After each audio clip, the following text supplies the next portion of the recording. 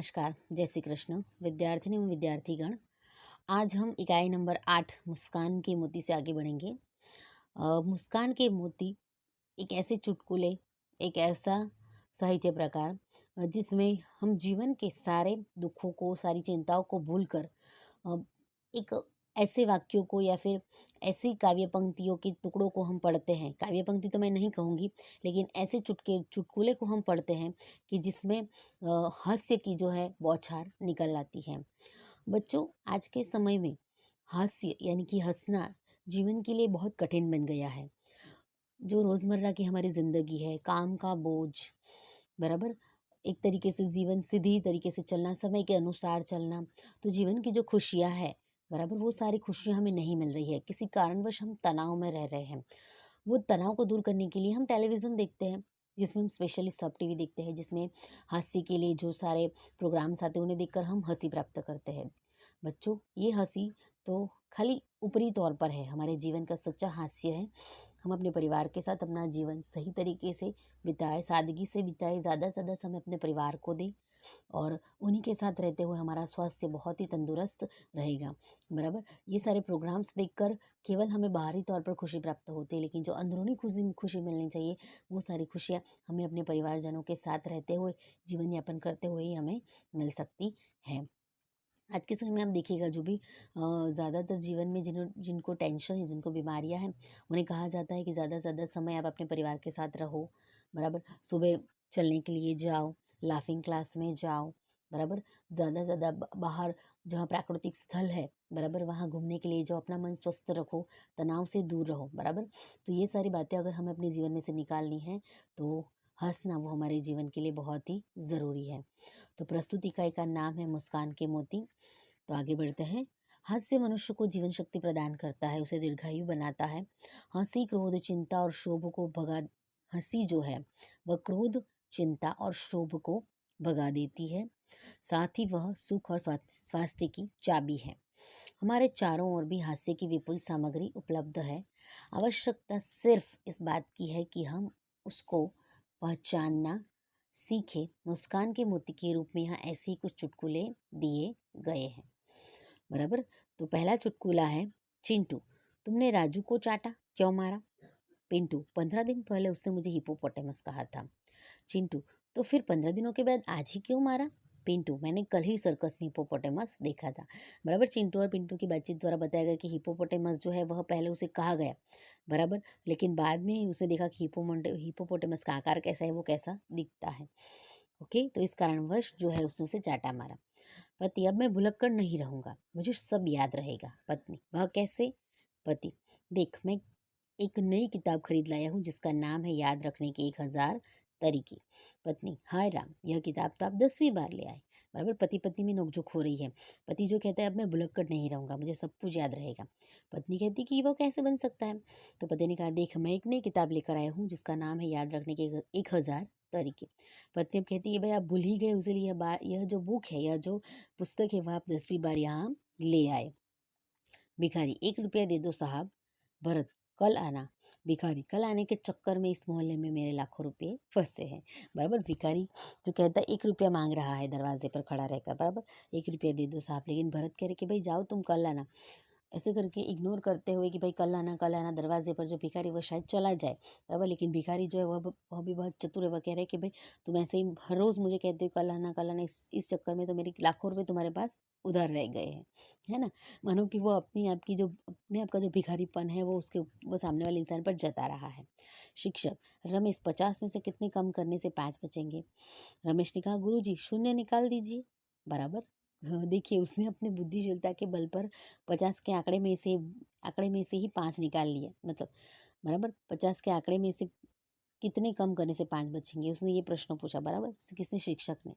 तो तुरंत ही उसे बता दी कि भाई शून्य निकाल दो, अपने आप 5 बच जाएगा, बराबर। उसने गणित की तरह नहीं, लेकिन केवल अ, एक छोटा सा हास्य प्रस्तुत करते हुए बता दिया कि 5 ही निकाल दीजिए, अपने आप शून्य मिल जाएगा। मतलब कि कितने कम करने से, तो 5 ही बचेंगे, करने से 5 बचेंगे, बराबर। तो उसने बता दिया कि शून्य निकाल दीजिए। आपको क्लियर हुआ? आगे बढ़ते हैं। सुशील, मेरे पिताजी जब माचिस की डिबिया खरीदते हैं तो सारी तीलियां गिनते हैं, कहीं कम तो नहीं। गीता, मेरे पिताजी माचिस की डिबिया खरीदते हैं तो सारी तिलियाँ जलाकर देखते हैं कि कोई तीली खराब तो नहीं। एक जो है वो अपने पिता की बड़ाई हाँकते हुए कहता है कि जब वो माचिस की डिबिया यानी दिया सलाई जब वो खरीदते हैं तो वो सारी गिनते हैं कि भाई बराबर है या नहीं दिया सलाई जितनी तिलियाँ होनी चाहिए। लेकिन जो गीता है इससे भी बड़ी बात अपनी रखती है कि भाई मेरे पिताजी तो तेरे पिताजी से भी बड़े विचार के हैं कि वह माचिस की डिबिया खरीदते हैं लेकिन सभी तिलियों को जला लेते हैं। तो इसका मतलब क्या, अगर सारी तीलियों को जला लेंगे तो फिर डिबिया खरीदने का या फिर दिया सलाई खरीदने का कोई मतलब ही नहीं आता। बराबर। अब हम दूसरे पन्ने पर जाएंगे।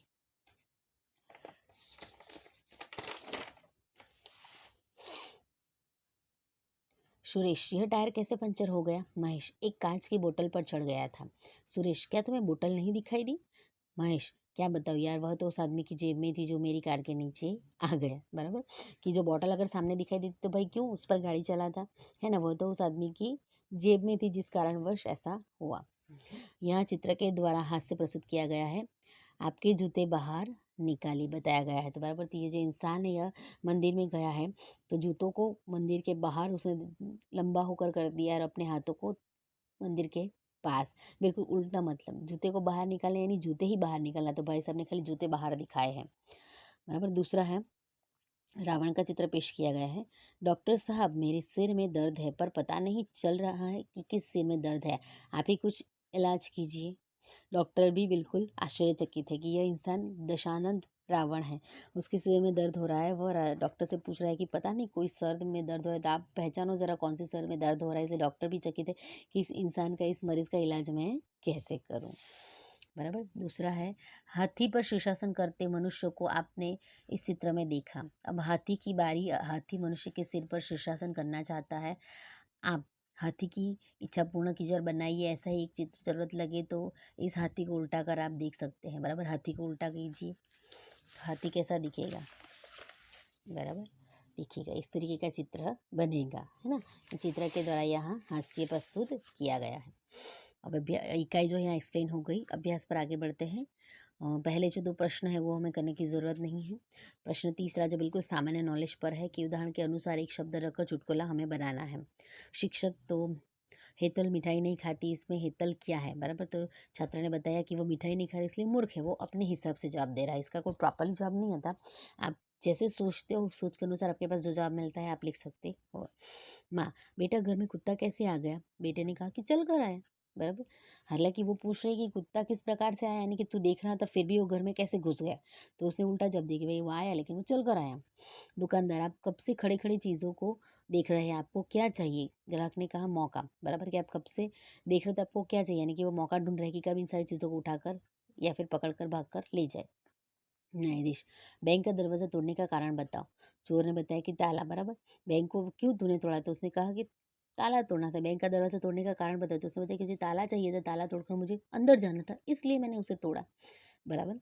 एक भुलक्कड़ आदमी अपने इलाज के लिए अस्पताल गया और अपनी भूल जाने की बीमारी के बारे में बताया। बराबर। भुलक्कड़ आदमी अपने इलाज के लिए अस्पताल में गया और वहां उसने भूल जाने की बीमारी बताई। डॉक्टर, यह आदत आपको कब से है? भुलक्कड़, उसने कहा कि ये आदमी। बराबर। डॉक्टर उसे पूछ रहे कि भाई ये बीमारी तुझे कब से है? वह भुलक्कड़ इंसान, उसे पता होगा कि कब से ये बीमारी उसे परेशान कर रही है। बराबर। आगे है, फंसोगे फिर भी हंसोगे। निम्नलिखित प्रश्नों के उत्तर आप हाँ या ना में दीजिए, लेकिन दोनों ही तरीके से बोलकर आप फंसोगे। हाँ भी बोलोगे तो भी और ना भी बोलोगे तो भी। क्या तुम्हारे घर वाले जानते हैं कि तुम मूर्ख हो? हाँ कहोगे तो भी आप नहीं सही जवाब दे पाओगे या फिर ना कहोगे तो भी।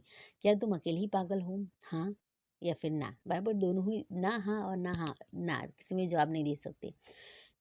मेरे दिए हुए 50-100 रुपये खर्च कर दिए। बराबर। ये खाली एक प्रवृत्ति के तौर पर लिखने की ज़रूरत नहीं है। क्या हमें हर प्रसंग और हर जगह पर हंसते रहना चाहिए? कारण सहित बताइए। बराबर।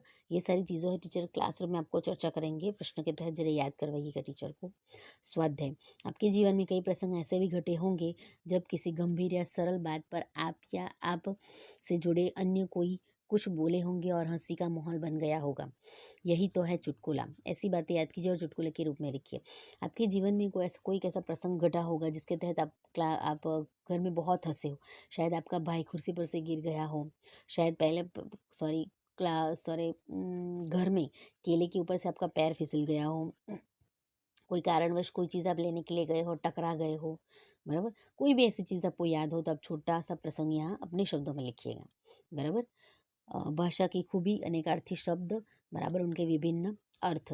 ये जो प्रस्तुत प्रश्न है नेक्स्ट पीरियड में हम करेंगे। आज का हमारा क्लास यहीं तक। अस्तु।